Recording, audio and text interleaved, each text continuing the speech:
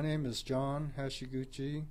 I'm the youngest son of Frank and Fuji Hashiguchi. She met the Hashiguchi family to prepare for a marriage with my father, and she met my father's brother, who was taller than the average Japanese person, and she was very impressed. And so when the time for her to come to America, she was so looking forward to it, because she was looking for this tall person that she was going to meet, because she thought my father was the same as her brother. And so when she got over here in America, and she was on the deck of the ship looking for this tall person that should be overshadowing all the other Japanese people who were waiting for their wives or future wives to come off the ship, she never saw him. So she thought, well, maybe he's late, you know. And then when everybody met their partners, there was only one person left. And it was the little short guy. And she was just totally disappointed. She thought she was going to meet a nice, big, handsome young man, but it wasn't that way. I always wondered why I was such a hot-tempered. My friends know I'm hot-tempered, but I just thought I was just that way. But then after reading the interview and how my father was, I come to realize that it runs in the family. It's kind of interesting that my father was a rebel of sorts, because at home he was nothing but a troublemaker, from what I understand. Him and a bunch of his friends had an opportunity to go to America, and so in 1904 he arrived in Mexico and worked as a miner then. However, mining was a dirty job. He didn't like it, so he snuck over into Arizona, and he worked there for a couple of years. He did any odd jobs, you know, working at a liquor store or doing handiwork or whatever in order to survive. And then a few years later,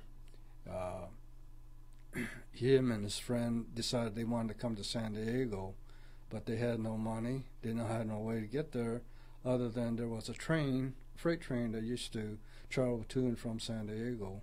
And the only place that they could hitch a ride was underneath. There was a rack underneath the railroad cars, and so they all jumped underneath and rode there. As they were going through the mountains, the sandstorm would come through and just literally sandblasted them.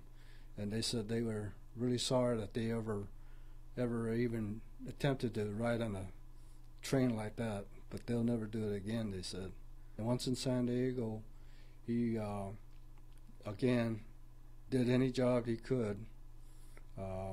When one of the produce people asked him if he knew how to drive a truck, he said, "Oh yeah, I know how to drive a truck." And then so they let him get in the truck, and he didn't even know where the starter was or what the clutch was, but he figured out somehow. He figured it out and was able to drive it and was able to get the job.